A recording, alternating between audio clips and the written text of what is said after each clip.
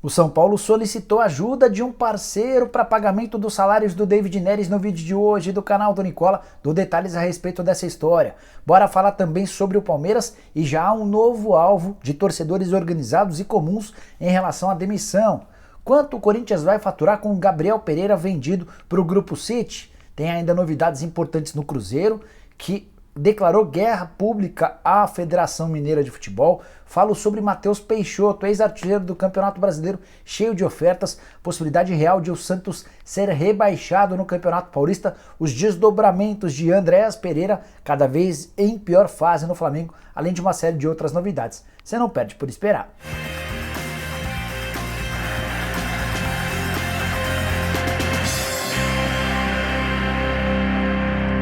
Fala aí pessoal, sou o Jorge Nicola, bem-vindos a mais um vídeo do canal. Só queria desejar excelente semana a todos vocês e agradecer pela audiência, não só nos vídeos quanto também nas lives e nos programas do Nicola, beleza? Então se você ainda não é inscrito, aperta esse botãozinho vermelho de inscreva-se para não perder as últimas de mercado, transferências, bastidores e muito mais. Se você já é inscrito, não esquece de deixar o like, combinado?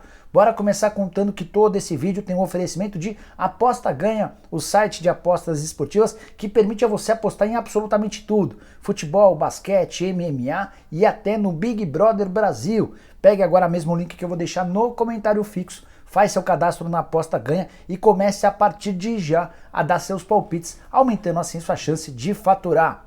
Aposta Ganha permite a você, com muita segurança, comodidade e praticidade, fazer suas apostas. Você pode, por exemplo, se utilizar do Pix para não perder a oportunidade de ter a grana certa na hora da sua aposta. Bora começar o vídeo com o tradicional giro de notícias e a primeira informação é triste: a morte de um torcedor do Cruzeiro em confronto a 5 km do estádio do Mineirão contra torcedores do Atlético. Em meio a tantas notícias ruins do futebol, mas esse torcedor foi baleado, ainda foi levado ao hospital, mas não resistiu. Ainda no giro de notícias, contar que o Globo, que eliminou na quinta-feira o Internacional, tomou 5-1 na Copa do Nordeste, derrota para o Souza da Paraíba. Terceira goleada seguida que o Globo leva na Copa do Nordeste. Teve até tiração de sarro contra o Internacional nas redes sociais. Já o Londrina fechou a contratação de Adilson Batista, ex-técnico do Cruzeiro, do Corinthians, entre vários outros grandes clubes. O Adilson havia tido um infarto em janeiro de 2021, passou um longo tempo fora do futebol e está de volta ao Londrina. Bora falar também que o Novo Horizontino é o primeiro rebaixado do Campeonato Paulista. São só 3 pontos conquistados. O time foi derrotado nessa rodada pela Inter de Limeira e já não tem mais chances de escapar da segunda divisão. Novo Horizontino, que recentemente também caiu na primeira fase da Copa do Brasil, havia sido eliminado pelo Tunaluso. Para fechar o giro de notícias, contar que o CRB vai fazer 4 jogos em apenas uma semana.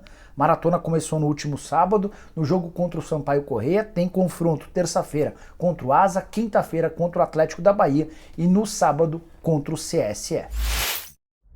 Quero falar sobre o Flamengo, mais especificamente sobre Andréas Pereira. Contei para vocês alguns dias atrás que há uma discussão muito grande dentro do próprio rubro-negro se vale a pena investir os 10 milhões e meio de euros prometidos ao Manchester United para a compra de Andréas Pereira. Parte da diretoria, aquela mais distante do futebol, é contrária à aquisição do jogador por entender que o Andréas Pereira não tem clima para continuar. E a vitória do Flamengo por 2-1 contra o Vasco, olha que coisa louca. Mesmo com os 3 pontos, o clima ficou ainda pior para o Andréas Pereira, que falhou no gol do Vasco. O Flamengo havia aberto o placar, o Andréas Pereira perdeu a bola, originou o contra-ataque que resultou no gol do Gabriel Peck. O Flamengo ainda no finalzinho, graças ao gol do Arrascaeta, conseguiu a vitória por 2-1. Houve muita polêmica em relação a um pênalti que teria sido cometido pelo João Gomes, mas dá para perceber nas imagens que a bola toca no rosto dele e não no braço. Pois bem, voltando ao caso do Andréas Pereira. Depois de falhar mais uma vez, ele passou a ser muito vaiado pelo torcedor no estádio e acabou sendo substituído. Os jogadores, o Paulo Souza, o Arrascaeta, fizeram uma enorme mobilização para tentar fazer com que o Andréas Pereira se recupere. Jogador que está fora da próxima partida, tomou 3 cartões amarelos. Eu, na condição de dirigente do Flamengo, não faria em hipótese algum investimento. 10 milhões e meio de euros equivale a quase 60 milhões de reais por um atleta de 26 anos de idade que já não tem tanto mercado assim no futebol europeu e que tem ficado marcado por falhas importantes. Não podemos nos esquecer que o gol do título do Palmeiras na Libertadores surge de um erro crasso dele. Bora trazer informação importante no Botafogo, que não para de se reforçar. Felipe Sampaio, zagueiro, está contratado. Lucas Piazon, meio atacante também. O terceiro reforço do Botafogo para 2022 é o lateral direito Saravia, ex-Porto. Ele havia rescindido o contrato com o clube português em 23 de fevereiro, recebeu algumas propostas de clubes brasileiros, mas acabou optando pelo Botafogo. O contrato já está acertado, restam apenas os exames médicos e a assinatura desse vínculo. Ou ele vai ter direito a salários próximos a R$500 mil por mês. O Botafogo também se comprometeu a pagar uma comissão generosa para seu empresário. Botafogo que ainda busca vários outros atletas, especula-se sobre Cavani, não descartam a possibilidade até de o Marcelo retornar ao futebol brasileiro na metade do ano para jogar no Fogão. E eu queria saber a sua opinião. Como é que você acha que o Botafogo está se reforçando? Bem, mal, mais ou menos? Use o espaço para comentários e participe. Bora falar agora sobre o Palmeiras, que venceu mais uma vitória por 2-0 com folga contra o Guarani, mesmo poupando alguns de seus titulares. O Palmeiras tem a melhor campanha do Campeonato Paulista, lidera o grupo mais difícil, Verdão que acaba de ganhar a Recopa Sul-Americana, vitória contra o Atlético Paranaense. Apesar de tudo isso, há muita contestação em relação ao trabalho de Anderson Barros. E depois que a torcida se mobilizou e garantiu a demissão de Olivério Júnior, o novo alvo dos torcedores organizados e também dos torcedores comuns é a demissão do Anderson Barros, diretor executivo de futebol do Palmeiras, que só continuou para 2022 por causa do título da Libertadores. A Leila já havia tomado a decisão de abrir mão do Anderson Barros e transformar o João Paulo Sampaio no diretor executivo de futebol do time principal. Com a conquista do título, a Leila repensou e também ouviu o Abel Ferreira, treinador português que gosta da presença do Anderson Barros. Os questionamentos contra o dirigente têm tudo a ver com a lentidão do Palmeiras para contratar reforços. Desde março do ano passado, o Palmeiras tenta buscar um centroavante no mercado e não encontra. Anderson Barros também acabou perdendo alguns negócios de difícil explicação. O Ademir, por exemplo, autor do gol que valeu a vitória do Galo contra o Cruzeiro nesse domingo, tinha tudo acertado com o Palmeiras, mas até com o Ademir, o Anderson Barros acabou perdendo o negócio. Quero falar agora sobre o Santos, que não conseguiu jogar na rodada. O confronto contra a Ferroviária foi adiado por conta das quedas sequentes de iluminação na fonte luminosa e o Santos cada vez mais próximo da zona do rebaixamento. O Peixe, nesse momento, tem apenas a Ferroviária entre ele e o Z2. Os dois últimos do Campeonato Paulista são rebaixados. O Novo Horizontino, como eu contei para vocês, já caiu. Resta saber quem terá a penúltima vaga, ou essa outra vaga que está faltando.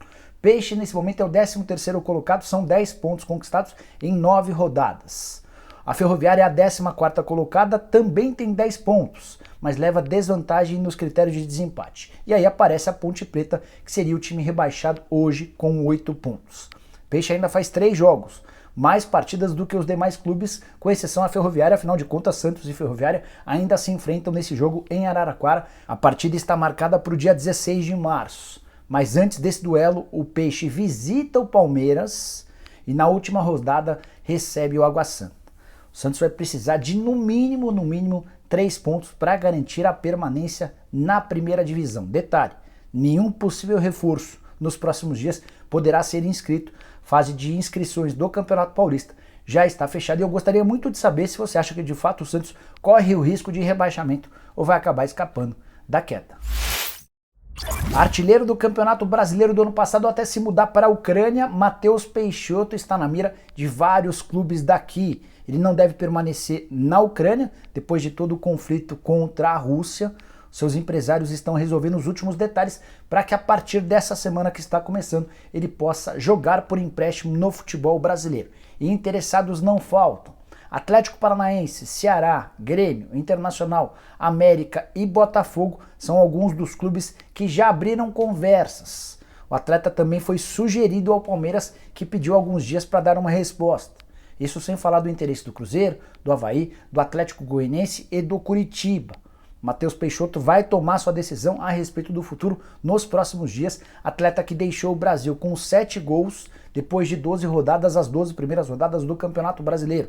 Ele, na época, era o principal goleador do Campeonato Nacional. Acabou se mudando para a Ucrânia, onde também foi bem, jogando na segunda divisão. O grande problema é que ele não conseguiu voltar ao país. Estava fazendo uma pré-temporada na Turquia, começaram os confrontos contra a Rússia e por lá ele ficou. A tendência é que o Matheus Peixoto desembarque no Brasil no máximo até terça-feira. A ideia é acelerar esse processo para que ele possa ter o mais rápido possível seu destino definido. Além dos 7 gols marcados no início do Campeonato Brasileiro pelo Juventude em 2021, ele terminou a temporada passada com 27 gols, somando o Juventude e também esse time na segunda divisão ucraniana. Atleta que atua como um típico centroavante, um camisa 9 e pode cair bem em vários clubes do futebol nacional. Quero falar agora sobre o clássico em Minas Gerais. O Atlético venceu o Cruzeiro por 2-1 com enorme dificuldade. Mesmo com investimento muito menor, o Cruzeiro demonstrou muita organização e até saiu na frente com o gol do Vitor Leque, menino de só 17 anos de idade que tem chamado muita atenção. Os gols do Atlético vieram no finalzinho da partida, o primeiro deles de pênalti, e aí, sob enorme polêmica, o Hulk acabou sofrendo pênalti e converteu aos 39 do segundo tempo. Até que aos 52 saiu o gol da virada, cruzamento do Arana da esquerda, o Ademir se antecipou ao zagueiro para colocar no fundo do gol do Cruzeiro, vitória que coloca o Atlético como líder isolado da competição. O Cruzeiro acabou caindo para a terceira colocação, está atrás do Atlético de São João del Rei. Importante contar que os dirigentes, torcedores, jogadores, membros da comissão técnica, todo mundo no Cruzeiro está culpando a Federação Mineira.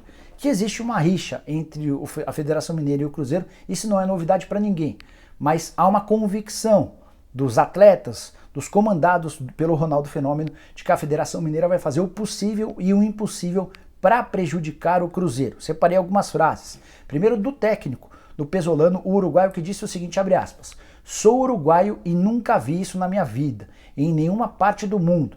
Pode errar um jogo, pode errar, mas errar em todo jogo?" Fecha aspas. O Vitor Leque, o autor do gol do Cruzeiro, também falou a respeito, abre aspas: "Feliz pelo gol, mas trocaria o resultado pela vitória. Fica a nossa indignação com a arbitragem, que foi muito confusa. Lance duvidoso. Queremos que a Federação Mineira revise isso aí. Sempre contra o Cruzeiro está prejudicando. A gente está trabalhando. Isso é uma sacanagem." Só para destacar que, além de todos os protestos, também houve um lance de maior gravidade. O Edu, centroavante do Cruzeiro, acabou chocando a cabeça com o goleiro Everson, do Atlético Mineiro. O Everson continua em campo, o Edu foi transferido para o hospital, mas passa bem, passou por todos os exames, tomou alguns pontos na cabeça e já teve até alta. Bora falar agora sobre o São Paulo e a pergunta que não quer calar: David Neres pode ser contratado? O Tricolor não vai admitir isso de forma pública, mas tem a intenção de ficar com o atacante revelado na própria base do Tricolor e que foi liberado pelo Shakhtar para jogar por empréstimo de apenas 3 meses. Esse talvez seja um dos principais pontos. São Paulo gostaria de ter o David Neres até o fim da temporada, mas os problemas não se resumem a isso. O atacante pretende continuar no futebol europeu, ele entende que vir ao Brasil poderia ser um retrocesso na carreira. Para completar, tem a questão financeira. David Neres ganha 3 milhões de euros livres de impostos por temporada na Ucrânia. Esses 3 milhões de euros hoje equivalem a mais ou menos 1 milhão e 400 mil reais por mês. Livres de impostos, esse salário vai para mais de 2 milhões de reais mensais. São Paulo não tem a menor condição de pagar algo parecido e tem procurado no mercado parceiros. O primeiro contato foi feito com o pessoal da Sócios.com, que já ajuda o Corinthians no pagamento dos salários do William. A Sócios.com havia se colocado à disposição para ajudar na contratação do Soteldo ou do Douglas Costa. Mas a Sócios.com se assustou com as cifras envolvidas no negócio do David Neres e já disse ao São Paulo que não tem condição financeira de ser parceira nesse sentido. Diante disso, fica cada vez mais improvável que o David Neres seja contratado. Imaginar que o Shakhtar topa emprestar o jogador de graça e ainda arque com parte dos salários está completamente descartado. O São Paulo ainda não se dá totalmente por vencido, vai continuar buscando no mercado alternativas, mas existe pessimismo entre os dirigentes do Tricolor, apesar do enorme pedido de torcedores do São Paulo pelo retorno do David Neres. Bora fechar o vídeo para explicar para vocês quanto o Corinthians vai faturar de fato com a venda de Gabriel Pereira. O atacante deve assinar nas próximas horas sua transferência para o Grupo City. E o mais natural é que ele jogue, pelo menos nesse primeiro momento, no New York City, o time que acaba de ser campeão da Major League Soccer nos Estados Unidos. Contei para vocês na semana passada que a negociação girava em 5 milhões de euros. Importante fazer uma correção, a fonte que me havia falado a respeito dos 5 de euros corrigiu para dólares. Então o negócio total foi fechado em 5 milhões de dólares. O Corinthians, como dono de 70%, ficaria com 3 milhões e meio de dólares. Mas nas tratativas o Timão conseguiu abocanhar 500 mil dólares que ficariam para os familiares do Gabriel Pereira. No final das contas, o Corinthians vai embolsar 4 milhões de dólares, que equivalem hoje a mais ou menos 20 milhões de reais. Será que não é pouco para um atacante de 20 anos de idade, extremamente promissor, que deixou ótima impressão na temporada passada? Num primeiro momento a impressão que eu tenho é que sim, é pouco dinheiro, mas o Corinthians tem convicção de que o Gabriel Pereira não conseguiria jogar no atual elenco. Ele se sentiu menor do que os demais, tem perdido espaço, tem sido pouco utilizado e diante desse cenário o Corinthians tem a convicção de que alguns meses mais tarde não pintaria proposta nenhuma e o clube seria obrigado a emprestar o Gabriel Pereira para um clube brasileiro, imaginando e torcendo que ele fosse bem para se valorizar no momento seguinte. Com os 20 milhões de reais o Corinthians consegue resolver alguns problemas de caixa e diminui aquela necessidade de vendas de atletas para o exterior. Sobre reforços, a busca segue sendo como prioritária para centroavante. A Townsend já se colocou à disposição para ajudar nas contratações do Cavani ou do Suárez, mas ambos nem cogitam a possibilidade de deixar o Atlético de Madrid e o Manchester United antes do fim da temporada na Europa, ou seja, a partir de julho. Diego Costa gostaria de jogar no Corinthians, a Townsend não vai ajudar o Corinthians se o Timão encontrar parceiros no mercado que banquem metade do contrato do Diego Costa, ele pode ser anunciado. Caso contrário, o Corinthians vai precisar buscar um outro centroavante. Bom, pessoal, eram essas as informações. Se curtiu, não esquece de deixar like, de se inscrever no canal. A gente se encontra mais tarde com o vídeo do Nicola e a partir das 7 da noite com o nosso programa. Beleza? Abraço, tchau!